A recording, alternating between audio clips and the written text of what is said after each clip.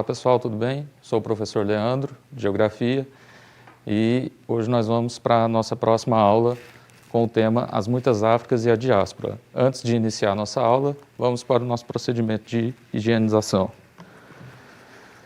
Bom, então vamos lá para a nossa aula. Como eu havia dito, o tema As Muitas Áfricas e a Diáspora. Vamos entender um pouquinho melhor essa questão.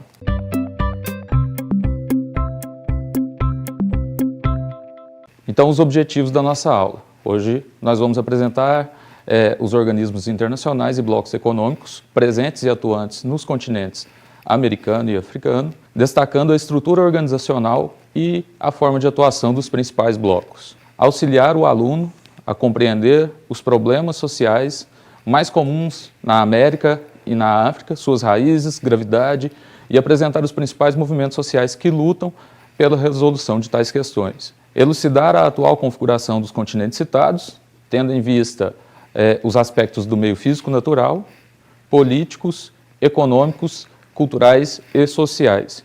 E, por fim, auxiliar no entendimento da diáspora africana, processo pelo qual os habitantes originários da África foram retirados à força de seu território como escravos. Então, antes de falar especificamente do tema de hoje, vamos só revisar rapidamente o que foi visto na última aula. Então, nós falamos de globalização e mundialização. Lembrem-se que a globalização é um processo que envolve aí questões políticas, econômicas, culturais a nível global, da integração, da interligação do território. E a mundialização se refere mais basicamente às questões econômicas, às relações econômicas que ocorrem no mundo. Falamos então das diferentes formas de regionalização do espaço global, o mundo bipolar, dividido entre o capitalismo, representado principalmente pelos Estados Unidos da América, e o socialismo, representado pela União das Repúblicas Socialistas Soviéticas. Depois da multipolarização, representada aí principalmente pelos principais polos, que foram Estados Unidos, União Europeia e Japão, e que ainda permanecem numa condição de polos, de centros econômicos e políticos do mundo atual. Falamos também dos principais países emergentes, o grupo dos BRICS, Brasil, Rússia, Índia, China e África do Sul. Os organismos internacionais, que nós vamos recordar um pouquinho melhor agora e aprofundar essa temática dentro dos continentes da África e da América. A divisão internacional do trabalho, que é o processo por meio do qual os espaços se diferenciam segundo a sua inserção no mundo do trabalho, a nível global. Então, os espaços que têm domínio de tecnologias, de capital, os espaços que são dependentes e aqueles espaços intermediários também. Vimos também sobre a localização e a regionalização da América e também da África, vamos recordar rapidamente isso na aula de hoje, e a fragmentação do espaço geográfico, ou seja, apesar de ser um espaço globalizado, conectado, ele também é fragmentado, ou seja, dividido em partes desiguais, de acesso aos recursos, aos capitais, por exemplo. Aí nós temos, para recordar aqui também, o mapa com a divisão dos continentes na superfície terrestre. E aí nós temos aqui, então, a América, o primeiro da legenda, aqui nessa porção ocidental. Depois nós vamos ter a Europa, aqui no hemisfério norte, que é cortada, digamos assim, pelo meridiano de Greenwich. Logo ao sul nós temos o continente africano. Aqui no oriente nós temos também a Ásia, mais ao norte, e ao sul a Oceania, além da Antártida, no extremo sul. Então, lembrando, hoje nós vamos falar melhor da América e da África. Então, recordando aí sobre os organismos internacionais, nós vamos observar que no período do pós-Segunda Guerra Mundial, várias dessas instituições se formam e se fortalecem no sentido de garantir a reconstrução dos países envolvidos naquele conflito e também de evitar que novos conflitos daquela dimensão, envolvendo os países que estavam envolvidos no conflito da Segunda Guerra Mundial, por exemplo, a Alemanha, Inglaterra, França, Estados Unidos, a União Soviética na ocasião, o Japão, ocorresse com todas as perdas, né, que esses conflitos acarretam. Então, nós temos aqui, no ano de 1944, o Fundo Monetário Internacional, no seu surgimento, que é um fundo financiado principalmente pelos países de economia mais avançada e que concede financiamentos para os países que têm situações de dívida externa, situações internas também que demandam recursos que esses países não conseguem angariar, gerar dentro de seu território. Então, esse fundo ele tem essa finalidade. Depois nós temos o Banco Mundial, que surge também no mesmo ano de 1944, que surge justamente para a reconstrução dos países envolvidos na Segunda Guerra Mundial, no chamado Plano Marshall, que nós comentamos na última aula, mas hoje ele serve também para o financiamento de obras de infraestrutura em diversos setores diferentes, para todos os países que têm acesso, né, a esse tipo de, que tem essa necessidade e que podem ter acesso aos financiamentos do Banco Mundial. Nós temos também a Organização das Nações Unidas, essa que atua em diferentes setores de meio ambiente, questões relacionadas à fome e à miséria no mundo, questões relacionadas aos direitos humanos, dentre outras questões. Embaixo aqui, inclusive, nós temos aqui os chamados Objetivos do Desenvolvimento Sustentável, que são um conjunto de 17 objetivos que a ONU elencou para que os países alcancem, né, o chamado desenvolvimento sustentável, ou seja, que eles tenham a estabilidade econômica e política e que essa estabilidade ela não comprometa também as próximas gerações. Então, um conjunto de objetivos que visa alcançar esse objetivo final aqui, que seria o chamado desenvolvimento sustentável.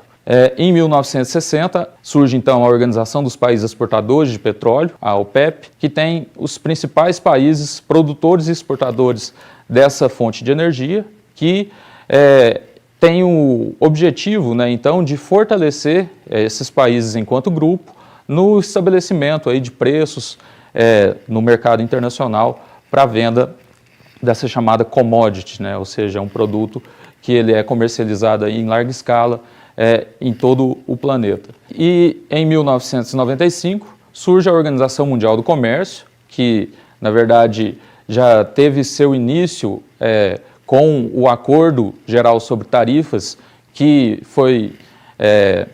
teve seu início também logo no pós-guerra, em 1947. Então a Organização Mundial do Comércio, na verdade, amplia o escopo desse acordo que já existia, inserindo mais países e ampliando ali as relações, né, comerciais entre esses países.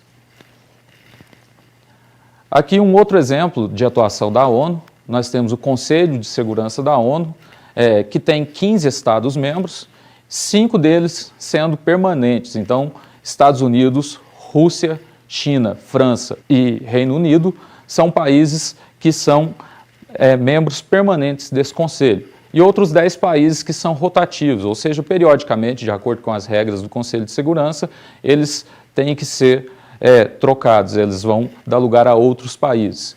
E aqui a gente tem, então, as principais missões de paz da ONU em 2018. Cabe destacar aqui, vocês vão observar, que no continente africano nós temos uma grande quantidade de missões devido aos vários conflitos existentes naquele continente, que nós vamos discutir um pouquinho melhor ao longo da aula. Então, só recordando, o Conselho de Segurança da ONU é um órgão da Organização das Nações Unidas que visa solucionar ou amenizar, né, os dramas, aí, os sofrimentos da população e a resolução dos problemas enfrentados pelos países que vivem essas situações de conflito. Aí então, recordando, para a gente falar um pouquinho melhor da América, sobre a questão da regionalização desse continente. Então aqui nós temos a regionalização da América, que nós vimos na aula passada, só para recordar. Então, ali do Canadá, passando pelos Estados Unidos até o México, nós temos a América do Norte. A partir ali da região da Guatemala até o Panamá, reunindo aquelas ilhas também ao sul dos Estados Unidos, nós temos a América Central, e do norte da Colômbia e da Venezuela até o sul do Chile, nós temos a América do Sul. Nesse mapa também nós vemos ali os principais idiomas, os idiomas oficiais falados nesses países. E aí vocês vão ver que a gente tem a predominância aí do inglês, português, espanhol, francês e holandês. Sendo que a gente tem aquela outra regionalização, onde Canadá e Estados Unidos pertencem à chamada América Anglo-Saxônica, e desde o México até o Chile, nós temos então a América Latina, ou seja, onde predominam aí os idiomas de origem neolatina, a língua portuguesa e a língua espanhola. No caso da América anglo-saxônica, o idioma inglês. Aqui nós temos os tipos de organização econômica regional. Então, a formação dos blocos econômicos, ela está baseada, né, nesses níveis de organização. E aí nós vamos ter, então, a zona de livre comércio, onde a gente vai ter aí a redução ou eliminação de tarifas nas relações comerciais entre os países membros de um determinado bloco, e eles podem também, né, fixar taxas para relações com países ou blocos externos ao bloco em questão. Depois nós temos a União Aduaneira, que além dessa livre circulação de mercadoria, né, com a redução e eliminação de tarifas intra-bloco, ou seja, entre os países que pertencem ao bloco, nós vamos ter também a definição da tarifa externa comum, a TEC. Então, eles vão ter uma tarifa em comum também para negociar com os países ou blocos fora do bloco econômico a que pertence. Depois, o mercado comum, aí sim a gente vai ter, além do livre comércio, a livre circulação de pessoas, mercadorias, capitais e serviços. Então, é um nível mais avançado, né, do que os dois anteriores, chegando até o quarto nível aqui, que seria a União Econômica e Monetária, onde esse grupo de países, né, eles vão ter, então, uma moeda em comum e vão ter também, para gerir essa moeda, um banco central comum, um parlamento, como é o caso da União Europeia, por exemplo, e tem como objetivo alcançar também uma cidadania em comum, ou seja, que os cidadãos dos países que pertencem àquele bloco, eles não sejam cidadãos apenas do seu país de origem, mas do bloco como um todo também. Vamos aqui então observar esse mapa aqui que traz os principais blocos econômicos da América. E aí nós vamos ter na América do Norte o NAFTA, o Acordo de Livre Comércio da América do Norte, que reúne aí os 3 países que compõem aquela região que a gente acabou de recordar: Canadá, Estados Unidos da América e México. Depois nós vamos ter aqui na região da América Central o Mercado Comum Centro-Americano, que reúne alguns países daquela região: Costa Rica, El Salvador, Guatemala, Honduras e Nicarágua. Aqui na região dos Andes nós temos a Comunidade Andina. Só lembrando, os Andes são aquelas cordilheiras, cadeias de montanhas que a gente tem na porção oeste do continente americano, aqui na porção da América do Sul, e aí ele reúne então Bolívia, Colômbia, Equador e Peru. E por fim nós temos o Mercosul, ao qual pertence o Brasil, o Mercado Comum do Sul. Então, além do Brasil, nós temos também Argentina, Paraguai, Venezuela e Uruguai. Interessante observar aqui que a Venezuela, vocês estão vendo que tem um asterisco ali, uma marquinha, porque a Venezuela ela foi inserida depois. O Mercado Comum do Sul, o Mercosul, ele inicia no início da década de 90, onde ele é formado, e aí a Venezuela ela vai ingressar somente em 2006. E a Venezuela ainda tem uma outra questão, que é o fato de que ela ficou suspensa durante um período de tempo recente, por ter descumprido algumas normas do bloco econômico do Mercosul. Aqui então, vamos nessa tabelinha entender um pouquinho melhor desses blocos. A gente já viu a localização, os países que compõem, e aí então o Mercosul, eu já disse, ele foi criado no início da década de 90, em 1991, e apesar dele ter como objetivo a criação de um mercado comum entre esses países, ele ainda tem a forma de organização de uma unineira. A Comunidade Andina, um pouquinho mais antiga, surgiu em 1969, é uma zona de livre comércio. O Mercado Comum Centro-Americano é de 1960 e constitui um mercado comum de fato. E o NAFTA, ele vai ter a sua origem em 1994, sendo também uma zona de livre comércio. Aqui nós observamos, nesse gráfico, um pouco do que a gente chama da balança comercial do Brasil dentro do Mercosul. Então, o comércio com os países do Mercosul, no caso do Brasil, de 1997 até 2017. Na linha azul nós temos as exportações que o Brasil realizou e na linha vermelha as importações. Observem que a linha vermelha de importações, né, lá no início do período analisado aqui, por volta de 1997, até aqui meados de 2002, 2003, ela ainda era maior do que as exportações. E de lá para cá, as exportações elas vieram aumentando, assim como as importações, só que as exportações aumentaram em um nível maior do que as importações. Isso significa que no âmbito do Mercosul, o Brasil tem uma balança comercial favorável. E aí, então, ele acaba se destacando dentro desse bloco econômico. Os principais produtos negociados no Mercosul, entre os países, são principalmente aí veículos de carga, de transporte, de passageiros também, e uma das principais mercadorias, né, que o Brasil exporta para os países vizinhos aqui. Aqui a gente tem também a APEC, a Cooperação Econômica Ásia-Pacífico, que reúne, nesse caso, além de alguns países aqui do continente americano, países também da região da Ásia que compõem essa formação aí, a Cooperação Econômica Ásia-Pacífico. E nós vamos ter também a OCDE, né, que é a Organização para a Cooperação e Desenvolvimento Econômico, que reúne, no caso da América aqui, principalmente aqui Canadá, Estados Unidos e Chile, e também aqui alguns países da Europa, na verdade, diversos países da Europa, além do Japão, mas no caso da América, então, principalmente Canadá, Estados Unidos e Chile.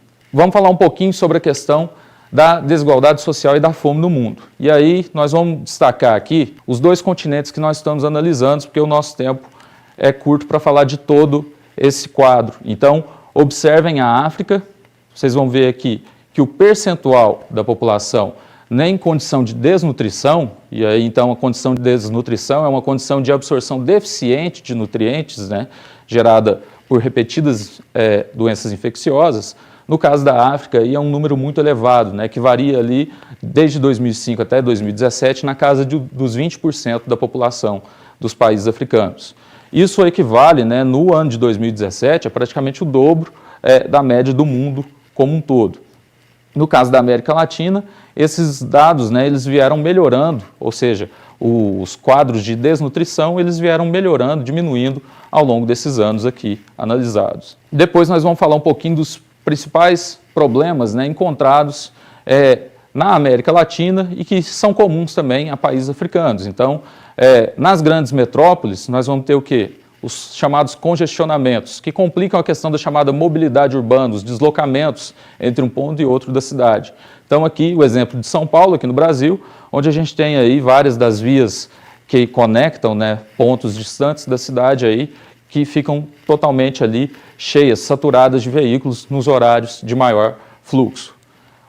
A questão do esgoto, né, do tratamento, do saneamento básico, então tratamento de esgoto, de água, recolhimento de resíduos sólidos também. E aqui a gente tem uma imagem que acaba sendo comum, infelizmente, também nos países dessas regiões, que é crianças, né, por exemplo, tendo contato direto aí com esses rejeitos, o que acaba colocando essas crianças em risco, aumentando o índice de mortalidade infantil, por exemplo, questões bastante graves. O comércio informal, aqui um exemplo da Cidade do México, que é comum em várias cidades brasileiras também e de outros países da América Latina, onde pessoas que não têm acesso a um emprego formal, com carteira assinada, com todos os direitos garantidos, acabam tendo que recorrer a vender, né, os chamados comerciantes ambulantes, produtos nas ruas para conseguir sobreviver. E a segregação socioespacial. Aqui a gente tem um exemplo de Buenos Aires. Na aula passada eu mostrei uma imagem da cidade de São Paulo para vocês também, onde a gente observa habitações precárias, né, que as pessoas vivem aí em condições muitas das vezes inadequadas, sem espaços adequados, condições até insalubres em alguns casos, contrastando aí com prédios luxuosos. Então, condomínios de luxo também, isso é uma realidade também frequente nos países da América Latina e também em países da África. Mas será que existe pobreza só nos países da América Latina, nos países da África? A gente observa que não. Apesar de ter um índice de pobreza menor do que dos países latino-americanos, por exemplo, no próprio Estados Unidos da América, aqui a gente tem uma imagem de Los Angeles, com pessoas também com habitações improvisadas ali nas calçadas, ele também apresenta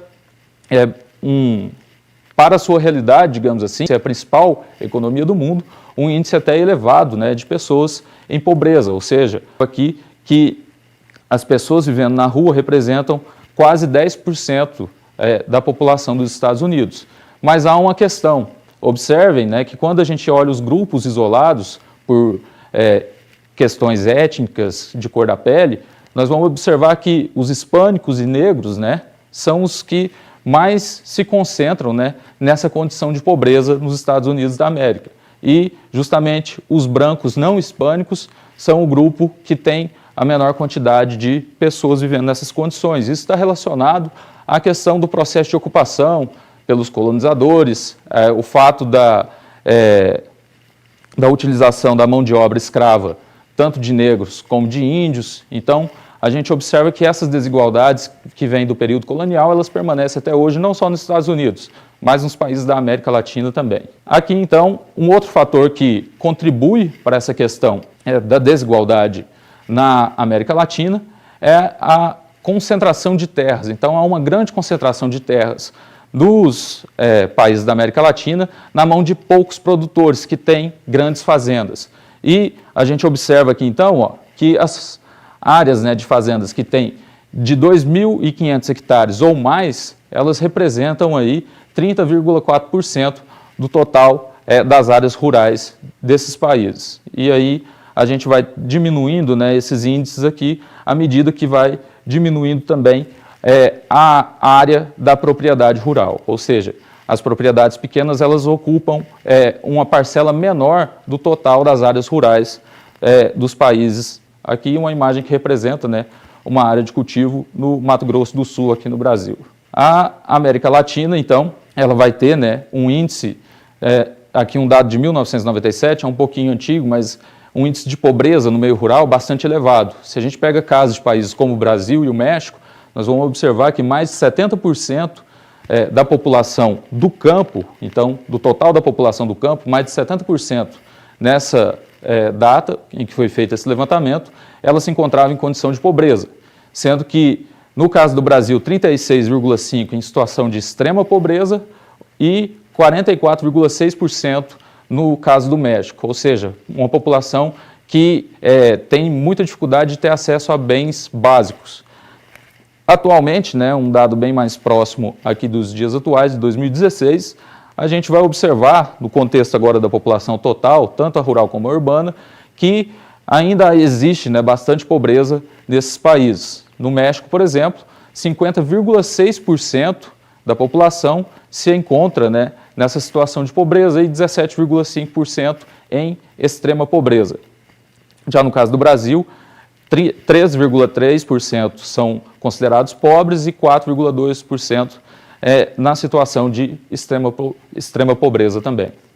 Então, quando a gente observa os dados do Índice de Desenvolvimento Humano, nós vamos perceber que na América Latina, em 2015, no ranking, né, na classificação desse índice, os países da América Latina eles não ficam muito bem classificados. O caso do Brasil, principalmente do grupo de países representados aqui, ele tem a pior colocação, né, de número 79.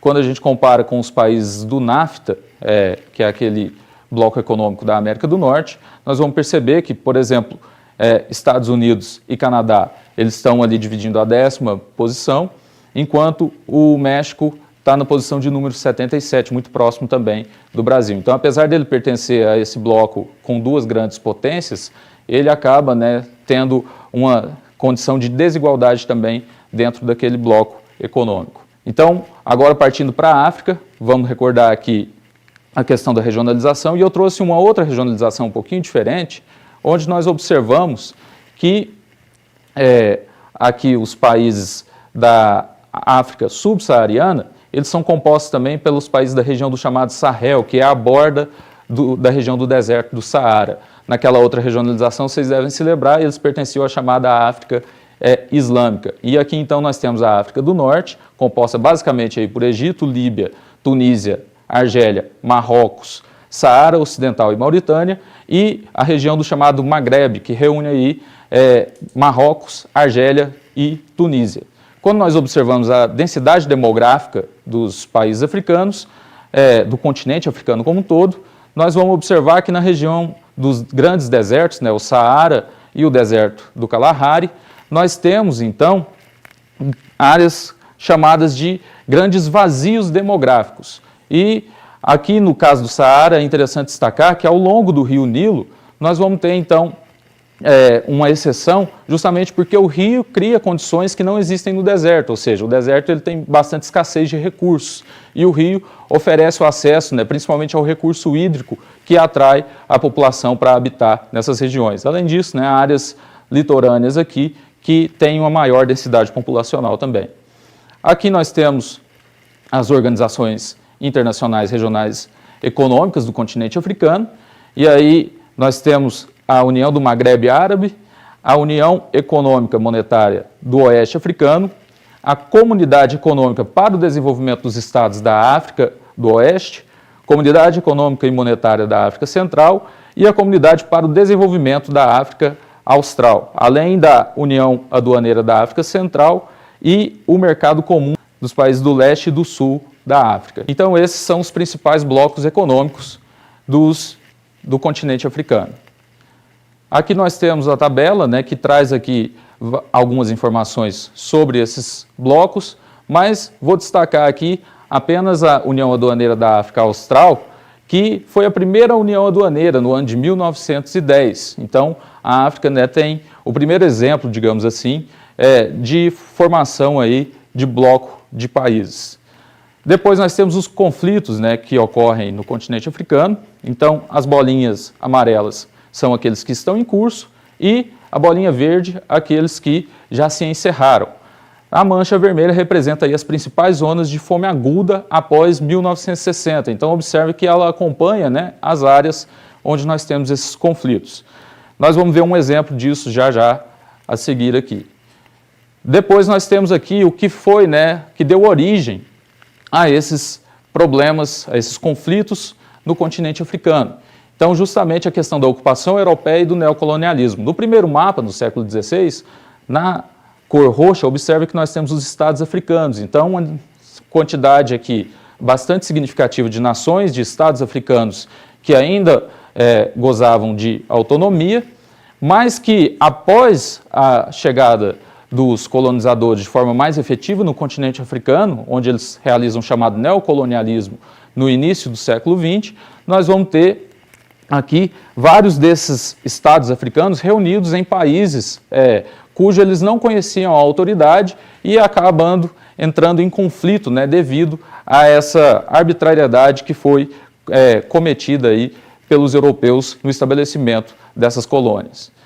Aqui uma questão interessante quando nós falamos da diáspora africana. Então, o genoma africano nas Américas. Isso aqui está representando para a gente, né, veja um número aqui, ó, a quantidade, né, e as principais origens dos africanos presentes hoje no continente americano, que foram trazidos daquele continente através das embarcações dos europeus durante o período da colonização da América como escravos.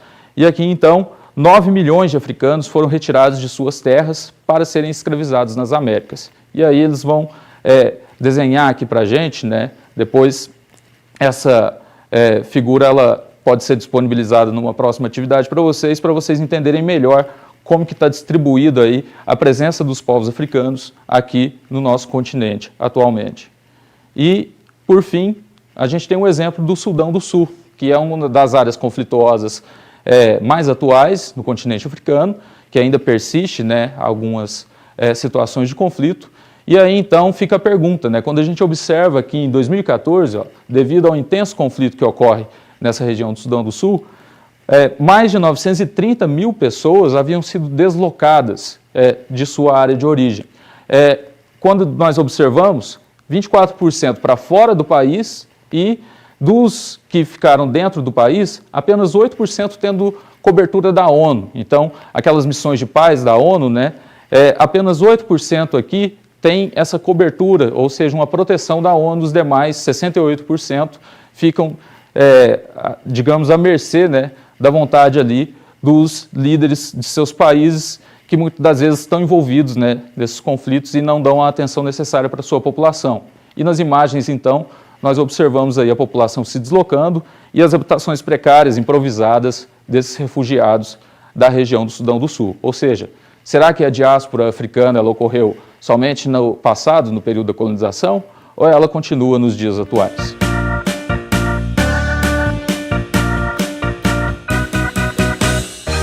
Bom, então é isso, pessoal. Vocês estão entendendo o conteúdo, como é que está as atividades do portal, estão conseguindo fazer? Então, vamos recordar aqui rapidamente o que é que nós vimos na aula de hoje. Nós falamos novamente sobre os organismos internacionais, os blocos econômicos, destacando principalmente os blocos existentes na América e também no continente africano.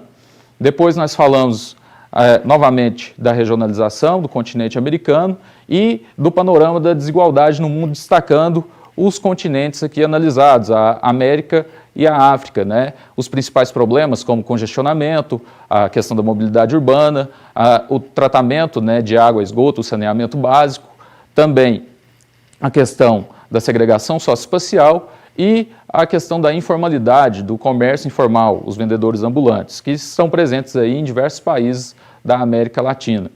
Além disso, nós falamos também da questão da diáspora africana, recordando aí também a forma de regionalizar o continente africano, a forma como está distribuída a população nesse continente e, por fim, né, vimos exemplos aqui de áreas conflituosas, como o Sudão do Sul, onde ainda há uma grande parte da população desses países que se deslocam, né, fugindo das condições de conflito que existem no seu país. Então, é isso, eu espero que vocês tenham gostado da aula, façam as atividades do portal, acompanhem também as aulas de língua portuguesa e história. Valeu, pessoal, um abraço, até mais.